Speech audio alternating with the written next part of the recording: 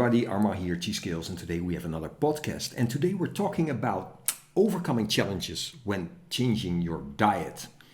Yeah. 6 steps we've got for you. 6 steps. Great. Yeah, awesome. But before we go into that, we want to give you a little bit of an overview of where these challenges actually start for a person and for all of us, I guess. So, Didi. Yeah, I think it's good to know that there's so much conditioning around food. Mm-hmm. So this starts at a really early age.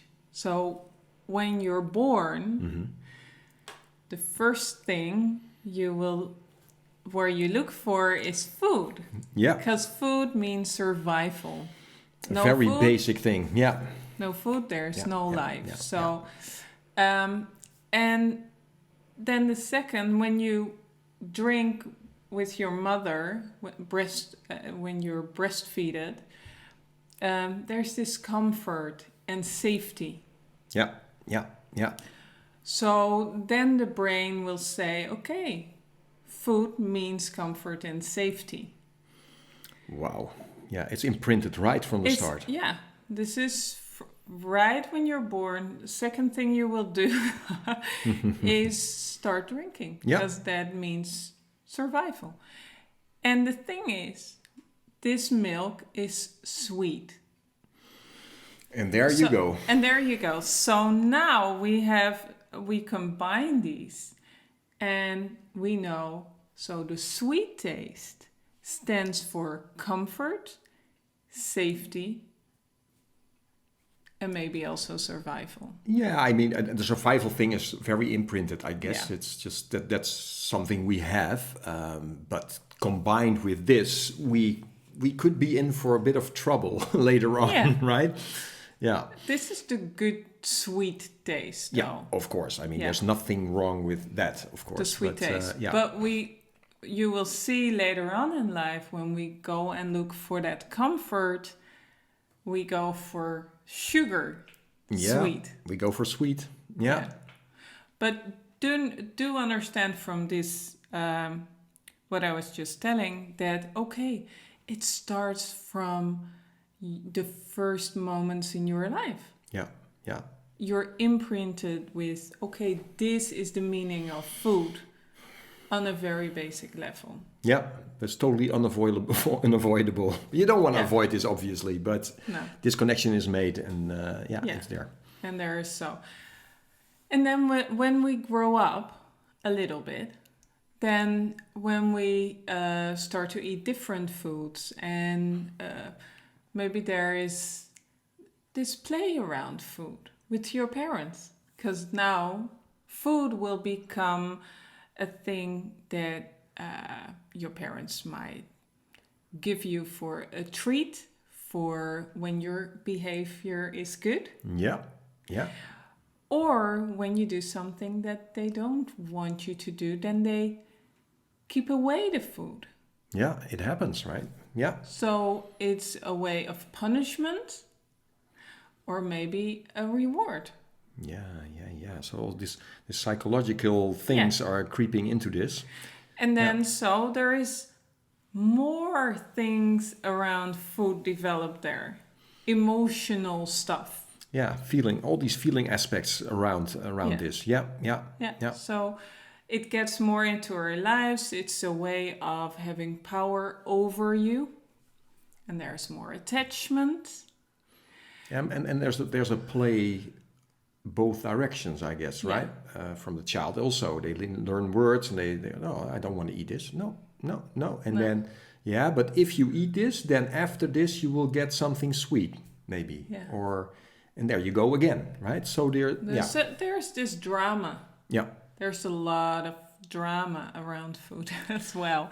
Absolutely. And you see it with families with little children, that on the table there's a lot of frustration most of the time in a specific phase. Yeah. There's this game starts to be played around food. Yeah, totally. But there's much more underneath. It's not about the food. It's about what's underneath. Only in our minds, it's about the food. Yeah, And that's yeah. that's a good thing to understand. Yeah, before we go into the other stuff, I think people have to understand this, is Yeah. that there's all this emotion and attachment and stickiness Yeah. and patterns that are sort of weaved in our, in our unconscious patterns, right? Yeah. So Yeah. we want to bring these to the surface if we want to make some change, because Yeah. people get in trouble through this. You Yeah. cannot help getting into trouble Yeah. through diet. Exactly. And then I want to add two more, because then we have the social aspect. Of course, yeah. Yeah. Celebrations. Okay, if you think of a celebration and take away the food, what's there? There's hunger. There's, No, there isn't. no.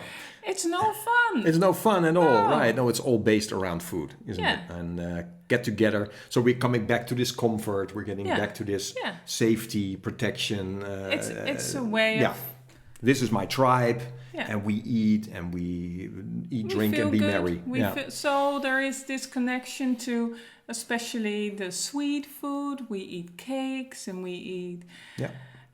a lot of food that's maybe not always the most healthiest food. No, far from And we it. Yeah. eat this at parties. Yeah. And but also when we socialize with our friends, with our family, there's always food on the table, because this makes the social event more fun and more, Absolutely. gives you a good feeling. And then we also, around our rituals that we have, like, say, for example, Christmas. Yeah, Christmas is a big one. Yeah. We have all our special foods. We have our family recipes. We have the turkey, we have you name it, and there's grandpa always does the blah blah, and we have with New Year's Eve as well, with we call them oliebollen, but it's like these fried like currant and raisin things that very traditional in Holland to eat, and they but there's so much ritual around it, but no one's really asking anymore if that stuff is actually good for you, right? No, it's because the feeling is all that matters. Yeah. And we get this fuzzy, warm feeling while preparing, while eating it, while the being whole smell together. of it, being together.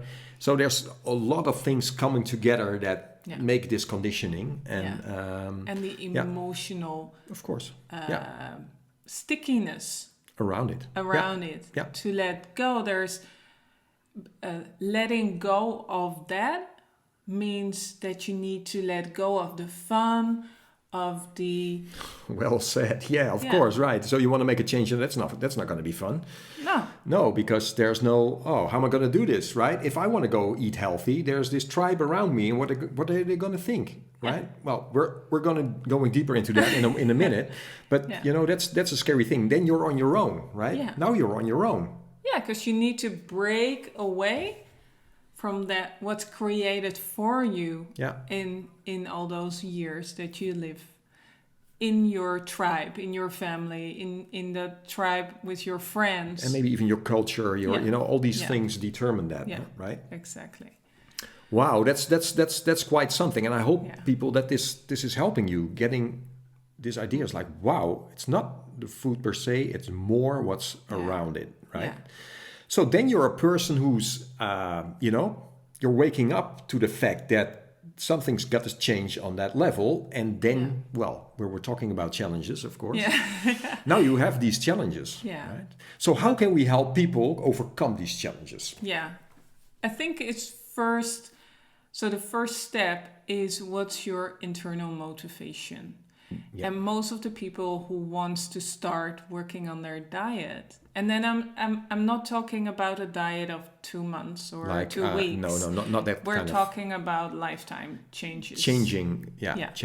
So what if you want to make that change? Most of the time we have something in our lives that we have health problems, we lack energy, we have something that gives us a motivation to start this journey. Yeah. So what I do with my clients, we take an hour and a half to see, okay, where are you now, Yeah, and where do you want to go?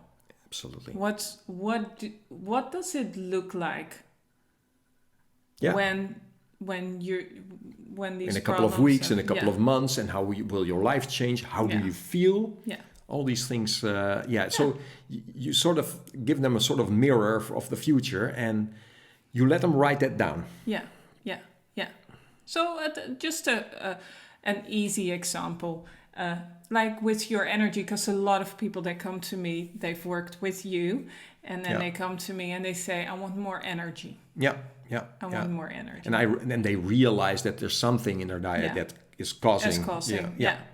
It's taking energy away instead of adding. Yeah. So then I always ask, okay, what's your energy through the day? If you give it a number, 1 to 10. Yeah. And where do you want to go? And give that a number. And then it's good.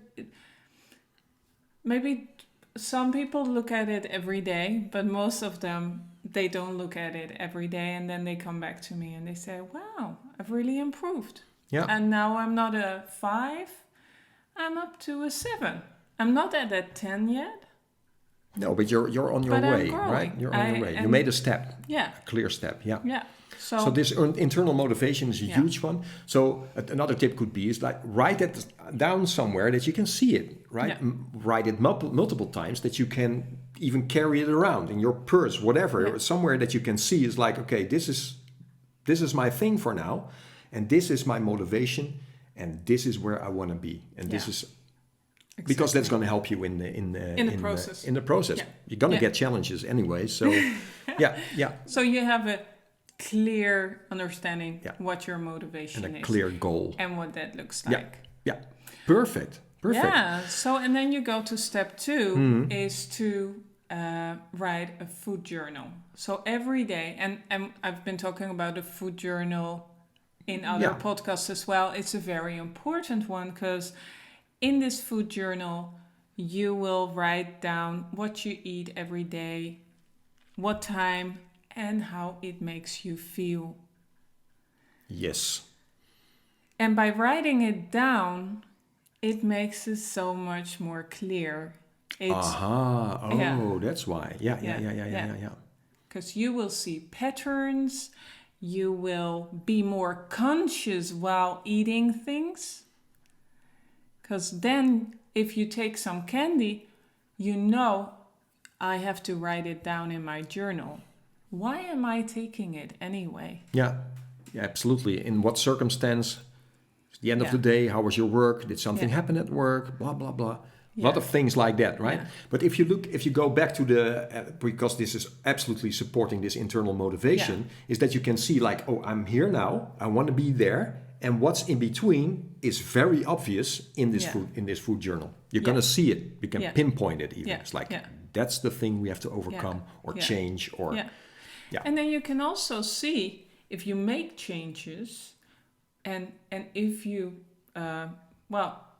if you keep writing your food journal, you will see changes and it will keep you motivated to move on. Yeah. And these changes are also in how you feel, of course, right? Yeah. So that's the thing that's going to be very obvious pretty soon. Yeah. Cool. So we have the first 2 steps and then we're going to 3. Well, then while you're writing this food journal, you will see that things appear that you think, why am I doing this? Yeah. I don't want to do it, but I'm doing it anyway. And especially at certain occasions, at certain times. It might be that you're doing really well during the day and then at nighttime, 8 o'clock, you're like, okay, where do I have food in the house? And there you go. And it's done. And it's done. And where is this behavior coming from? Where's the stickiness? Yeah. And then we go back to where we started with, can you relate it back somewhere in the conditioning? Yeah. Exactly. Yeah. And what am I lacking? What am I actually lacking? Is there a hole I'm filling here? Other than my stomach? Right? It's a hole in the soul. Yeah. That's what we're talking about, right? And can you now that you know there's this condition around it, can you go like, aha, there's the connection. Because if you see that, Yeah. that's going to help you so much. Because Yeah. I've seen that, right? Yeah. You've seen it. Oh yeah. And if you get this aha, it's going to be a huge motivation to move on, because you Yeah. can see in your family, you see the patterns, that you see them do it maybe, and you're like, okay, but you can also see how they feel. You can see Yeah. their patterns, Yeah. right? It's all about this mindfulness that's coming Yeah. through this observation. And Yeah. if you know your own stickiness, you recognize other people's stickiness, and then you look at your motivation, and you're like, yeah, I'm going to stick to this because I'm done. That's not working. It's not working. It's not working. Right. So, for example, and the thing is, in our communities, most of the time, the behavior is also accepted. So, something like when you have your period, you eat chocolate. That's one of the Yeah. the things that commercials, Movies, books, they all show you this misbehavior, maybe, Yeah. that it's okay to eat chocolate when you feel a bit down. Yeah. Or see all those movies where when they have a heartbreak and they're sitting on the couch with all this ice cream. Yeah. Or they come into the house and the first thing, back from work, and then first glass of white wine. There you go, right? Yeah. It's just normal.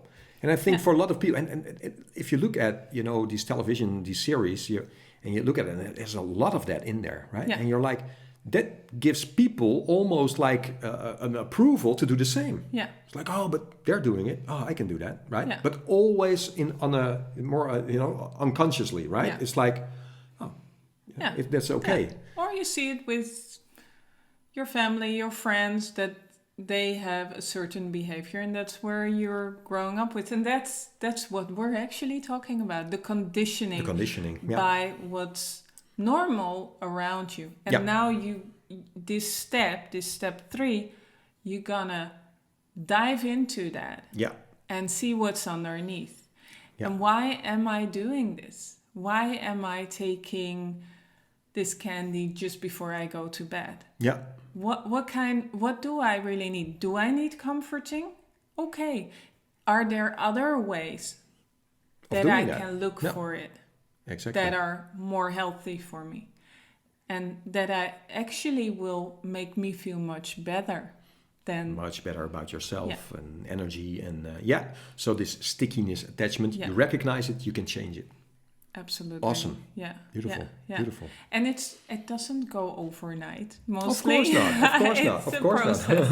not. Yeah, but that brings us to step 4, right? Yeah. So that's a great one. Yeah. One change at a time. I see people that they want to change everything. They come to me and they say, okay, I throw away everything and then I'm going to change. And most of the time, well, some people are the example, or are the exception.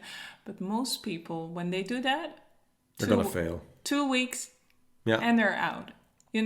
So what I recommend My teacher called it Coca-Cola. It's like you shake and then and then it's over. Yeah. Right? So it comes out with and then it's there's but I know what's left. behind that, right? It's like all or nothing. Yeah. There's fear there, I think. It's like, okay, I have to do everything, blah, blah, instead of, okay. Slowly but surely, bring it into your life. Yeah. And so, as we said in step 3, there's a lot you go through emotionally. Yeah. So take time for those steps. So take one thing. And the most powerful thing is to leave stuff out that you know is not good for you. Yeah. Yeah. So, as this is more general, because I cannot give advice for everybody personally, but big ones are coffee, sugar. Most people have problems with a lot of milk or dairy-related products. Dairy products, yeah. Bread, maybe. Bread, yeah. Yeah.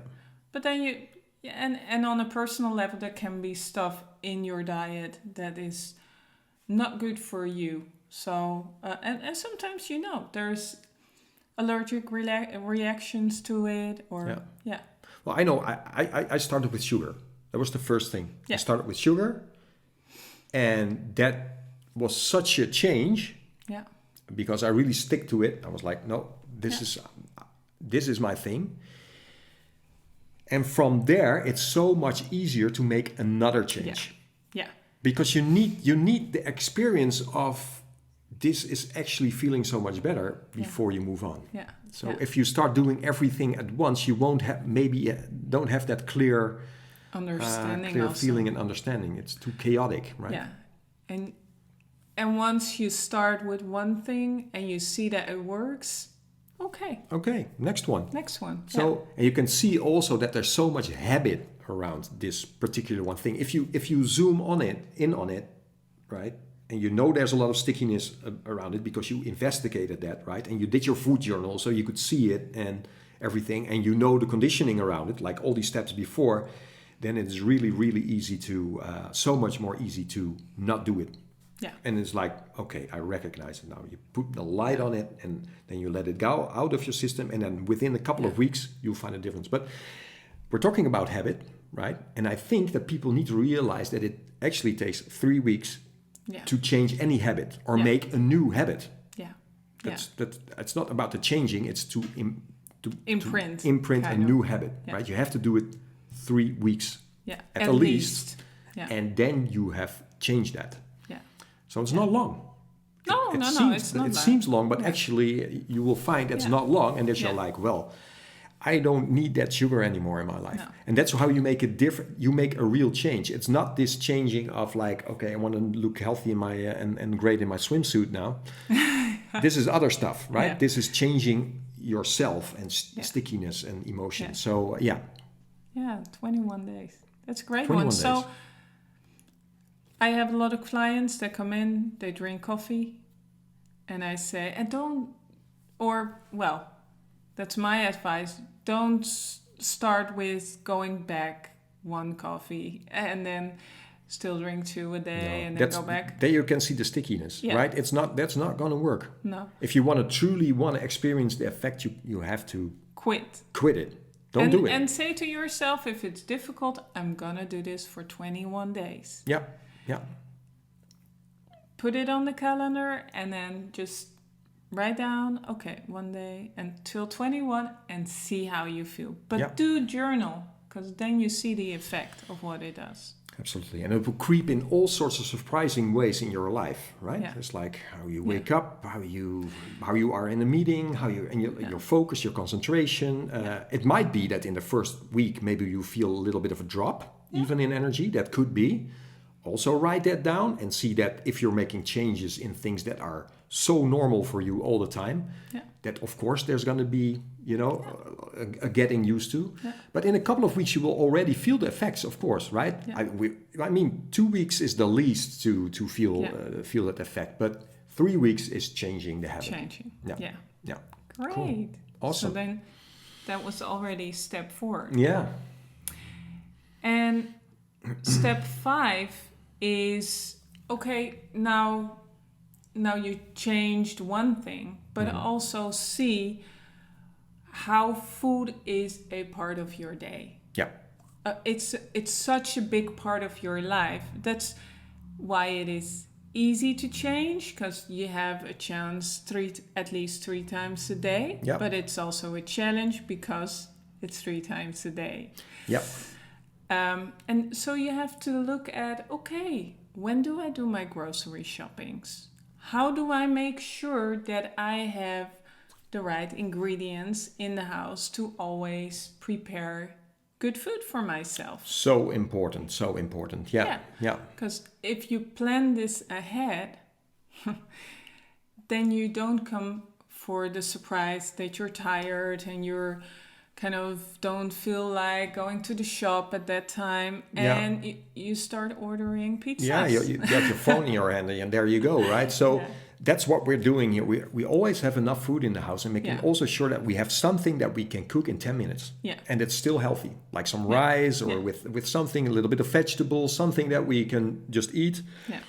anytime that we think, okay, well, we have different days, right? We have some days are very full. We have our challenges in those days because we like to prepare our food fresh. So that's definitely a challenge. So make sure that, and one thing is very important, make a list when you go grocery shopping. Yeah. Make your list beforehand and stick to the list. Yeah, I was just going to say it because these supermarkets, they can be really tricky. Because, and I've studied marketing. I know how it works. Yeah. If you go into a supermarket, they've done it this way that you will be triggered to buy certain products. Yeah. And they will be on your way. Yeah. Most of the time, you're on a kind of a route through those supermarkets, and they will put those products just right in your face. And then you think you've had it, and you're at the counter, and there it is. There it is again. You're standing waiting, and what is exactly on eye level for you is the bad stuff, right? Yeah. And in some countries, even worse. Remember that we were in Wales. We were in Wales, and we were in a supermarket, and in every lane that we were in, like, you know, where the groceries were, there were these M&Ms hanging there, and this was hanging there, and that was hanging there. Even if it was like not that sort of right, we are used to hear that it's somewhere in this is the sweets compartment, and there's the stuff. It was every freaking where, and you're like, so people, be very mindful when you go into the supermarket and see how you're triggered into this. Yeah. Right? Into this sweet stuff. Yeah. If you are not ruling your own subconscious in this, they are ruling it. Yeah. They will be triggering you. Yeah, absolutely. So be mindful in this. And I also wanted to mention is like be very mindful also in, you know, in your family, other people. Yeah. Observe them. Don't judge them because, you know, they're doing their best. Yeah. They don't know what they don't know. But observe them in their patterns and just observe and be mindful of it. Yeah. Become very mindful about all this around this food. Help us a lot. It does help you. It does make you see, because sometimes it's hard to see for yourself. Yeah. But with someone else, it's easier to observe. So absolutely. But that brings us to the tribe, right? Which is part 6 is like you are part of a community and part of a tribe. And now you're implementing this one thing. And I'm pretty sure that this one thing is something that the other people are just doing day by day. Yeah. So you go to this party, you go to the visit, and the first thing that they'll ask, do you want this or this? Yeah. And then you say no. And then what's happening? Yeah. That's very interesting. Some people won't say, okay, do you want something else? A lot of people will say, oh, why not? Yeah. Come on. This is how we do it here. This is our food. Yeah, right. Huh? That's why. I prepared it specially for you. I prepared it specially for you. We have some examples of that, right? You know, with Christmas dinners that were invited, and then it feels so wrong, right? Yeah. And then I actually had it 2 Christmases before, I think, and I was invited with a family member, and I said, okay. Of course, I love to come. I love to be part of my tribe. Yeah. And we had some discussion about food, and I said she wanted to order some food, real spicy food, and I said I do love to come, but I will take my own food with me because I love to eat the way I want to eat. Yeah. And she said, no, I don't want that. Just act normal. Yeah. And come over. Come home. Come over and eat the food. Don't be difficult. Don't be difficult. And we didn't go. And I said, sorry, if I cannot be who I am, then I'd rather not come. Exactly. So you're going to have to learn to say no in situations, right? Your tribe will sometimes react in a way that you're like, whoa, this is not fine at all. But on the other hand, you will find people in your tribe who are actually very inspired by, you know, and if you talk with these people and you're open about what you're looking for and everything, then I think a lot of people are also sort of a little bit caught up in this web, you could say, and don't really want to speak about it, but have maybe the same things. And it might be that you just take them with you, right? Yeah, You're like, well, I'm going to do that absolutely. as well. It's good, right? Absolutely. And you can really make a change in your tribe. Yeah. Yeah. People can be very inspired Yeah. and they start asking questions and things like that. Yeah. Yeah. So we can all stay in the same routine and the same behavior, which is not helping anyone. Or Yes. you can step out and make a change and inspire and have an impact. Absolutely, and that is just great. I mean, it's like a magnifying glass on your tribe. Some people you might lose as well. Yeah. It's going to happen. Yeah. It happened to us, and okay, but some people there will be so much more of a click, and I don't know. It's more like the tribe becomes much stronger that way, right? Because you're opening up and you're becoming more honest about what you actually want in life. And a lot of people just don't do that, right? They just keep their head below the radar. Yeah. So be prepared for that. Yeah. Just be prepared. Right. Yeah. I love that. Yeah. Okay, I hope these 6 points have helped you, and also the talk about the conditioning. So good luck on your journey. Yeah, And, that was it. So hope this was helpful, and see you in the next one. Okay, thanks for Okay. watching or Bye. listening. Bye.